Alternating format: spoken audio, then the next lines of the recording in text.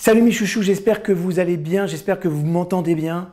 La rentrée de l'été, les clims un petit peu de partout, le soleil, le froid, boum pris sur la gorge, sur les poumons. Mais je tenais vraiment à faire cette vidéo cette semaine pour une raison simple, je vous aime. Je vous aime et j'ai envie de vous apporter cette petite pépite aujourd'hui. Avant, comme à mon habitude, je vais exprimer ma gratitude et vous saurez pourquoi c'est si important aujourd'hui d'exprimer sa gratitude pour le fait que vous likiez, que vous partagiez, pour vos commentaires ultra sympathiques et le fait qu'à chaque fois que je vous demande de poser une action, vous jouez le jeu. Je vous rappelle également de voir mon Instagram, je fais des petits posts assez régulièrement sur des petites réflexions du moment. C'est complémentaire, ça peut être sympa et puis c'est une autre façon aussi de rentrer dans ma vie et puis d'être en contact avec vous-même. Je vous réserve également une prochaine surprise où je répondrai une fois par mois à toutes vos questions. Donc on se fera une soirée live et je répondrai à toutes les questions que vous pourriez me poser sur les neurosciences, sur le cerveau, sur toute la matière que je vois avec vous. Donc on est en train de préparer ça avec mes équipes pour vous chouchouter.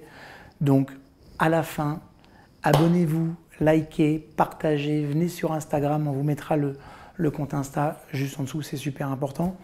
Et puis comme ça, on aura encore plus de proximité. Ça joue? Très bien. Alors aujourd'hui, mes petits chouchous, on va voir une vidéo qui est importante, que j'ai rassemblée à travers l'observation de plusieurs recherches que je faisais ces derniers temps. Vous savez que j'ai une grande partie de mon temps où j'analyse de la recherche scientifique en termes de neurosciences. Et parfois, je vais extraire des petites pépites. Et là, c'est le cas. Et de ces recherches en neurosciences, je vais déduire 4 rituels qui peuvent vraiment nous rendre plus heureux. 4 rituels pour nous rendre plus heureux, c'est plutôt pas mal. À partager en profusion, mes chouchous. D'accord? Premièrement, la question la plus importante à se poser quotidiennement. Les neurosciences, en fait, nous invitent vraiment à faire preuve de gratitude au quotidien par le biais d'une question qui est hyper importante. Pourquoi suis-je reconnaissant ou reconnaissante aujourd'hui? J'ai souvent parlé de la gratitude sur cette chaîne ou dans mes différents posts, que ce soit sur Facebook, Instagram ou même ici sur cette chaîne YouTube, mais sachez une chose, c'est un rappel, ça fait toujours du bien, faire preuve de gratitude active. La gratitude active, justement, elle active les neurotransmetteurs qui produisent de la dopamine et qui produisent de la sérotonine. Donc, pensez aux choses pour lesquelles nous pourrions être reconnaissants. C'est ça qui va nous inviter à considérer les aspects positifs de notre vie. Et ce n'est pas tant les choses pour lesquelles nous éprouvons de la gratitude qui compte, mais surtout la mise en marche, le fait de se mettre à la recherche de ces petits moments de bonheur, de partir à la chasse aux moments. Vous savez, les fameux choux doudous, d'accord? Donc, ajouter la gratitude dans une hygiène mentale, c'est une forme d'intelligence émotionnelle. Faire preuve de gratitude envers d'autres personnes, ça a également un effet ultra positif sur les relations qu'on entretient avec ces mêmes personnes et ça rend les interactions sociales beaucoup plus plaisantes. Donc, chaque fois que je suis reconnaissant, même pour les petits gestes du quotidien, ça installe une espèce de cercle vertueux dans toutes les relations que l'on peut entretenir avec les autres personnes. Dans mon couple, les enfants, la famille, les collègues, les clients, les artisans, tout le monde. Maintenant, si vous êtes abonné sur Instagram, je vous ai donné ce petit truc. Si vous ne l'êtes pas encore, je ne sais pas ce que vous attendez. Okay, mais j'ai fait une petite vidéo sur Insta la semaine dernière où j'expliquais qu'il y a des recherches en neurosciences qui ont montré qu'on pouvait encore plus amplifier l'effet de gratitude sur les bienfaits que ça pouvait avoir dans notre cerveau. Comment on fait? Eh bien, en fait, quand vous êtes en gratitude de quelque chose, par exemple parce que vous êtes en pleine forme, vous êtes encore en gratitude de sa santé, c'est la première chose dont on est en santé, ou parce que vous avez la chance d'apprendre à travers ce biais-là ou n'importe lequel autre, évaluez votre gratitude sur une échelle de 0 à 10. Sur une échelle de 0 à 10, 17 ans, je suis en gratitude la plus totale of the world. Et c'est vraiment la meilleure raison au monde. Et 0, c'est, je ne vois pas pourquoi je suis en gratitude de ce truc-là. Ben, vous allez voir que si vous auto-évaluez, un coup vous serez un 5, un coup à 7, un coup à 9, peut-être un coup à 10, peut-être un coup à 12. Ok? Et bien, en fait, cette gratitude, parce que vous l'avez évaluée, en fait, l'exercice d'évaluation active encore plus la fabrication de dopamine et de sérotonine sur un rajout d'à peu près 27%, ce qui est géantissime. D'accord? Donc, vous êtes en gratitude, vous identifiez la gratitude et là, posez-vous la question, c'est sur une échelle de 0 à 10, je suis à combien en termes de gratitude? T'es OK? Deuxième chose que vous devez vraiment mettre en place, comme une sorte de rituel pour être plus heureux, c'est de nommer les émotions qui vont être les émotions douloureuses et désagréables. Nommer les émotions douloureuses et désagréables. Dans les dernières études en IRM qu'on fait dans ce domaine, il y avait des participants qui ont été invités à regarder des images de personnes dont les visages portaient des émotions visibles et fortes. On sait qu'à ce moment-là, l'amygdale du cerveau, qui est le centre des émotions dans le cerveau, qui détecte et alerte sur les dangers, s'active en fonction des émotions qui sont représentées. Mais quand ces mêmes participants ont été invités à nommer les émotions qu'ils percevaient, c'est le cortex préfrontal, c'est-à-dire le centre de décision et de raisonnement du cerveau, c'est lui qui s'est activé et qui a réduit l'impact de l'amygdale. En clair, reconnaître et nommer les émotions en réduit leur impact. Okay ? Ça veut dire, je vois une émotion, je la vis, c'est le centre de l'amygdale. Donc j'active mon système émotionnel. Le centre de l'amygdale, il appartient aussi au système limbique. D'accord ? Donc la partie, la dimension affective. Dès que je nomme ce que je ressens, okay, en fait, je vais remonter dans mon cortex, et le fait de remonter dans le cortex permet de réduire l'impact émotionnel. En clair, mes chouchous, nommer les émotions est à l'opposé du fait de réprimer, nier ou enfouir les émotions. C'est justement le fait de chercher à supprimer les émotions qui en augmente l'impact. Tout ce qui ne s'exprime pas s'imprime, je vous l'ai dit 1000 fois.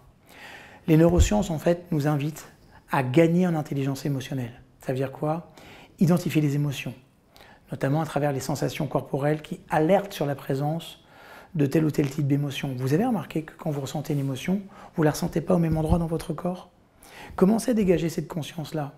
Que vous ressentiez de la joie, de la frustration, de la colère. Okay ? Pourquoi on dit souvent la colère, j'ai les boules ? Parce que souvent la colère va se situer au niveau de ce chakra-là. Parce qu'il y a quelque chose qui est de l'ordre de « j'ai pas exprimé ». D'accord ? Donc comprendre les émotions, c'est très important. On a tendance à confondre les déclencheurs, par exemple une remarque, une critique, et l'émotion elle-même, la colère, la peur, la tristesse.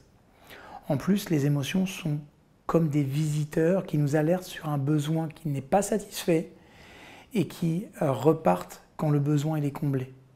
Donc plus on va avoir une conscience émotionnelle, et mieux c'est. Mais chouchou, pour ça aussi, il faut savoir exprimer les émotions.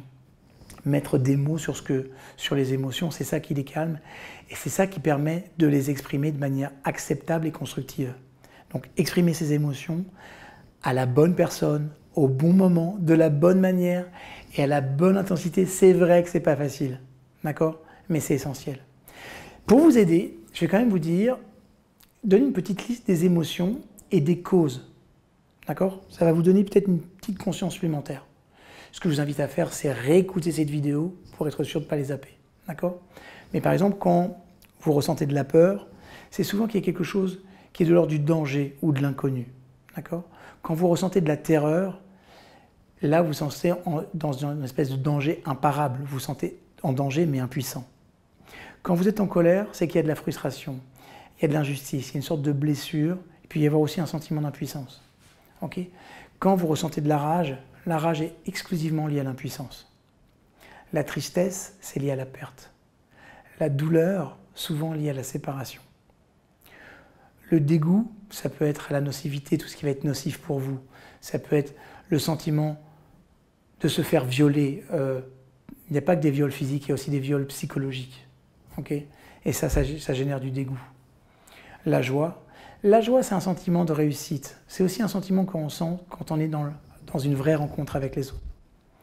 En tout cas, il y a des méthodes anciennes nous ont largement devancé dans ce domaine. On sait que la méditation, qui consiste justement à accepter les émotions telles qu'elles se présentent, sans chercher à les faire passer, mais en les accueillant comme des visiteuses inattendues, ce qu'on appelle la pleine conscience. Okay ? Cette pleine conscience qui propose d'ailleurs d'accueillir les sensations corporelles présentes et de les nommer en ressentant pleinement la manifestation. On appelle ça avoir une conscience émotionnelle. Et la conscience émotionnelle, c'est la première étape pour la gestion émotionnelle qui peut mener jusqu'au contrôle émotionnel. D'accord ? Donc juste, quand vous avez une émotion, accueillez-la. N'essayez pas de la nier, de la fuir ou de l'éviter. On l'accueille. Qu'est-ce que je ressens ? Où est-ce que je le ressens ? Comment je le nomme ? Quelle en a été l'origine ? C'est OK? Troisième rituel pour vous aider à avoir une vie extraordinaire et être heureux grâce aux neurosciences, prendre des décisions, mes chouchous. Les neurosciences ont montré que le fait de prendre une décision, c'est ça qui réduit l'anxiété, en plus d'aider à résoudre les problèmes. On sait que la prise de décision inclut le fait de créer des intentions, de poser des objectifs, d'élaborer des stratégies pour y parvenir, et du coup de réévaluer toutes les options qui sont présentes à notre esprit. Tous ces processus mentaux sollicitent le même circuit neuronal du cortex préfrontal. Or, je vous l'ai dit tout à l'heure, le fait de solliciter le cortex préfrontal, ça réduit l'impact de l'amygdale, qui, je vous rappelle, toujours le centre de l'émotion, qui court-circuite logiquement le raisonnement logique. Donc, la prise de décision, c'est pas une chose facile, mais les neurosciences insistent sur le caractère suffisamment bon d'une décision. C'est pas nécessaire de chercher à prendre une décision parfaite pour résoudre un problème. Sachez que le perfectionnisme, c'est une source de stress et que justement, le perfectionnisme sollicite l'amygdale. D'accord? C'est la prise de décision ferme qui envoie le message au cerveau que les choses sont sous contrôle. Donc, une décision suffisamment bonne, en théorie, c'est presque toujours suffisamment bon dans les faits. Par ailleurs, vous allez voir que l'action de décider, ça augmente le plaisir ressenti. La prise de décision induit un changement dans les circuits de l'attention et de la manière dont on se sent par rapport au problème. Ça conduit à une hausse de l'activité de la dopamine. Et la dopamine, je vous rappelle, c'est aussi l'hormone de la récompense. Donc en clair, nous nous sentons plus heureux quand ce qui nous arrive de bien est consécutif à une décision que nous avons prise et les actions que nous avons entreprises que lorsque ces événements heureux nous arrivent. Par chance, d'accord? Donc dès qu'on vit quelque chose parce qu'on a pris une décision, oh, explosion de dopamine, d'accord? Ça peut être aussi par l'intermédiaire de l'action d'autres personnes aussi. Si d'autres personnes nous ont fait quelque chose, c'est plaisant, mais c'est jamais plus plaisant que si j'ai pris une décision, que j'ai posé des actions et que j'ai atteint mon objectif. Parce qu'en plus de ça, la belle récompense derrière, c'est qu'il y a une élévation de l'estime de soi. Okay? Quand nous sommes confrontés à une décision que nous avons subie ou que nous prenons sous le poids des conventions sociales, par exemple, tu devrais faire ça, ou tu sais, dans la famille, on a toujours fait comme ça, ou c'est vrai que je devrais faire comme ça. Le circuit de la récompense, il n'est pas activé dans le cerveau. C'est même plutôt le circuit du stress qui est activé. On ne se contente pas de choisir les choses qu'on aime, on aime aussi les choses qu'on choisit. Rappelez-vous de ça. Et le quatrième rituel qui va vous permettre d'avoir une vie plus sympathique, plus heureuse, faites entrer des gens dans la danse, dans votre vie. Nous sommes des animaux sociaux et nous avons besoin des autres pour nous construire. Nous avons besoin de nous sentir aimés, de nous sentir acceptés, de nous sentir compris par d'autres êtres humains. Et vous savez quoi, le rejet social, ça a un impact aussi douloureux qu'une blessure physique, je vous le dis. En tout cas, il y a plein de neuroscientifiques qui ont conduit une étude dans laquelle les participants étaient invités à jouer à un ordinateur. Il s'agissait de se renvoyer un ballon mutuellement. Les chercheurs ont expliqué aux participants que des vraies personnes recevaient et lançaient le ballon, alors que c'était juste un programme informatique. Il est apparu que ces participants ont ressenti une douleur physique quand les soi-disant autres joueurs ont arrêté de jouer le jeu et de renvoyer la balle. C'est-à-dire que les relations saines et chaleureuses avec d'autres personnes sont donc partie prenante du bonheur. Les neurosciences vont même plus loin.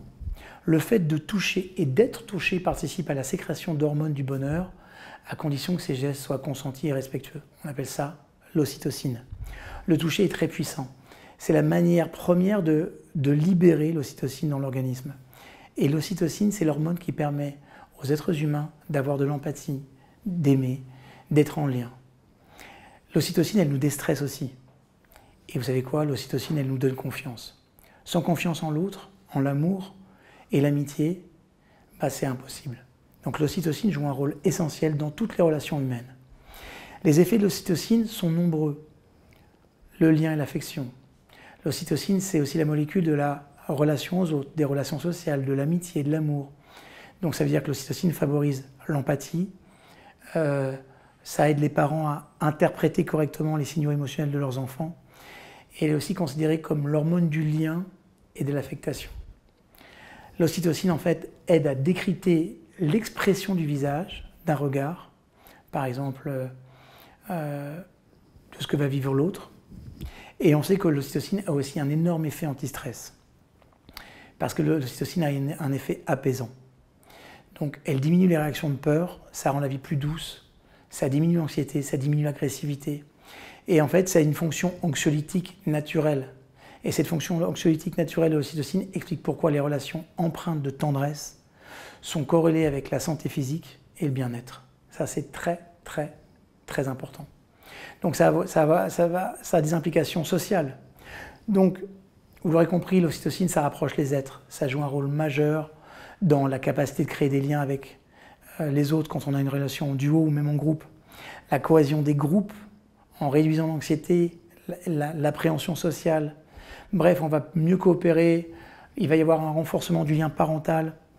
Donc ce neurotransmetteur joue un rôle essentiel dans tous les aspects du maternage et du lien entre la mère et son enfant. Donc apporter de l'affection et du réconfort à l'enfant, prendre soin de lui, l'éveiller, l'aider à grandir, bref, tout ce qui compte. Vous savez, petite anecdote, un jour j'étais parti en Inde, à Calcutta. J'étais relativement jeune, je m'intéressais beaucoup à la médecine ayurvédique, je trouvais ça génial parce que ça m'impressionnait beaucoup. Et du coup, je me suis offert un voyage chez un médecin ayurvédique à Calcutta. Alors, je ne parlerai pas de la misère que j'ai vue là-bas, bien que j'ai vu aussi la plus grande richesse humaine. Mais il m'expliquait à l'époque, ce médecin, que beaucoup des cancers qui arrivaient étaient nouveaux. Ils étaient confrontés pour la première fois à des cas de cancer, parce que industrialisation, parce que développement. Et il m'expliquait une chose, la première des actions qu'on demande à faire à une personne qui a un cancer, c'est que si sa mère est encore vivante, ou si sa grand-mère est encore vivante, qu'il fasse à manger pour lui. Il doit retrouver les saveurs de l'amour de la nourriture. C'est très important. Vous savez, on aime toujours la nourriture de notre mère, ou de nos parents, ou de notre grand-mère. Ben en fait, ça réactivait, il m'expliquait que ça réactivait des mémoires cellulaires, qui sont des mémoires qui boostent l'effet combatif de nos cellules, de nos anticorps. D'accord ?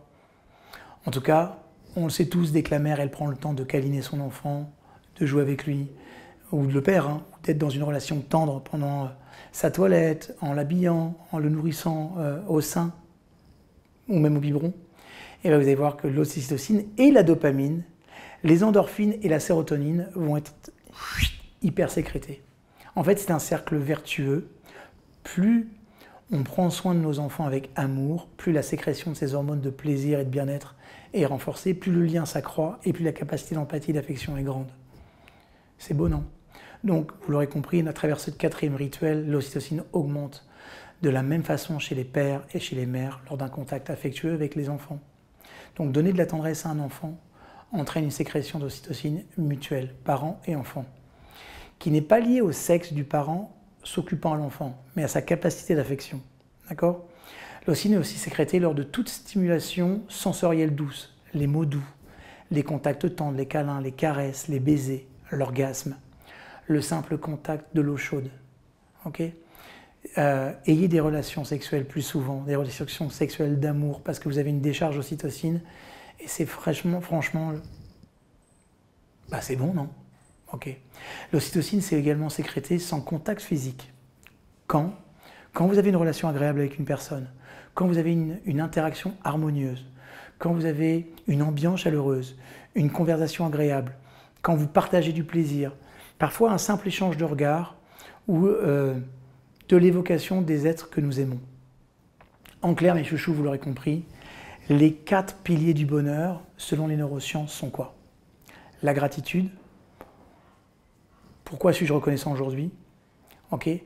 La quête, une fois encore, compte plus que le résultat. L'expression des émotions désagréables. Nommer les émotions, ça en réduit l'impact douloureux. Prendre des décisions, activement prendre des décisions, ça suffit pour être sur la bonne voie. Et vous savez quoi? On se gave de câlins, on se gave de tendresse, de câlins et de tendresse. Une petite astuce pour enclencher le cercle vertueux, mes chouchous. Envoyez un email, une lettre, un SMS de gratitude à quelqu'un que vous remerciez de quelque chose. Même une petite chose. Tout est connecté chez les humains. La gratitude améliore le sommeil réduit la douleur physique. Ça réduit également la douleur émotionnelle, ça améliore l'humeur. Une meilleure humeur, c'est une meilleure forme, ça réduit le niveau d'anxiété. Bref. On sait que la baisse de l'anxiété, ça améliore la concentration. Si on va dans ce sens-là, ça améliore la réflexion. On sait qu'une meilleure concentration, une meilleure capacité à réfléchir améliore la prise de décision. On sait que la prise de décision rend plus heureux par le contrôle sur la vie. Bref, vous aurez compris, la joie de vivre conduit à plus de gratitude, à de meilleures relations sociales.